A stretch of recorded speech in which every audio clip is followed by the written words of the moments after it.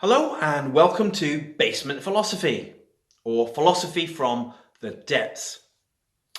And it's called that because I'm recording these podcasts in my cellar, which is probably not a good idea because the last time I was down here I managed to lock myself in, which was not my finest hour.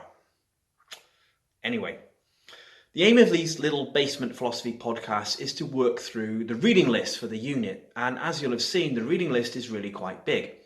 But there's no requirement to read everything. And hopefully these podcasts will help you decide which things to read.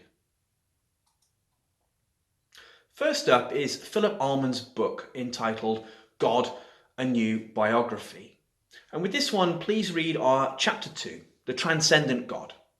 And this chapter tells the story of how early Jews and Christians understood their God and how this understanding changed over time. And this was partly in response to pressures from other religions and partly as a result of philosophical reflection on the nature of God. Next is an online piece entitled Who is Allah? And if Islam is new to you, then this is a good place to start with understanding how Allah is conceived.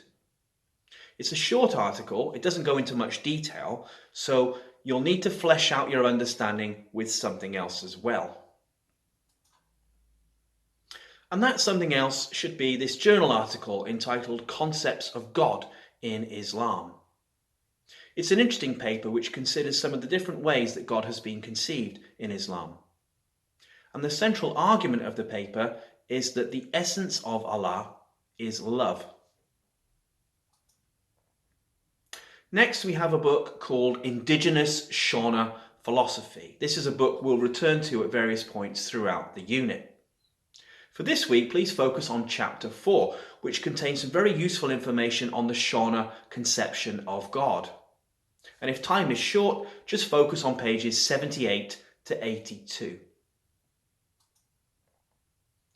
And then we have Kwame Gyekye's An Essay on African Philosophical Thought. Again, no need to read the entire book. For this week, please focus on pages 68 to 76. And here you'll find Gyekye outlining the Akhan Conception of God. And he claims that the Akhan God, Onyami, is omnipotent, omniscient, and omnipresent. And you'll have to decide whether you think he makes a good case for this or not. Others think that his description of Onyami is actually that of the Christian God, or the God of the philosophers, and I think there is something to that. And then next we have a podcast from the excellent History of Philosophy Without Any Gaps series. And the episode to play here is called One to Rule Them All, God in African Philosophy. In this podcast, Peter Adamson asks whether African religions are monotheistic, and what kind of God or gods are recognized in various African traditional beliefs. And then we have a book called African Origins of Monotheism.